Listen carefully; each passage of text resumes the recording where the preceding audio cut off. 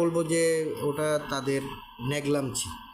আর বিদ্যুৎ থাকলে অনেক সময় নেট থাকে না, অনেক জায়গাতে নেট থাকে কিন্তু এই সংযোগ দেওয়া সম্ভব না, এই ধরনের হাবিজাবি বিভিন্ন কিছু ইত্যাদি। তবুও বলবো যে যতটুকু পারেন এই সিমটা ব্যবহার করেন।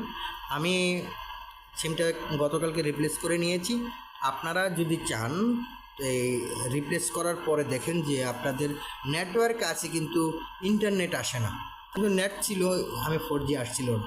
আসলে একটা ছোট একটা কাজ, মানুষ হয়তো ভাবে যে ভাই কী রে, এই একটা সিম নিলাম, এই নতুন করে নিলাম, রিপ্লেস করে নিলাম বা নতুন সিম কিনলাম, 4G আসে না কেন? আসলে 4Gর জন্য একটা ছোট একটা কাজ করতে হয়, সেটা আপনাদেরকে আমি দেখিয়ে দিচ্ছি। আপনারা প্রথমে মেসেজ করবেন। এই মেসেজটা হচ্ছে বড় হাতের CHK লিখে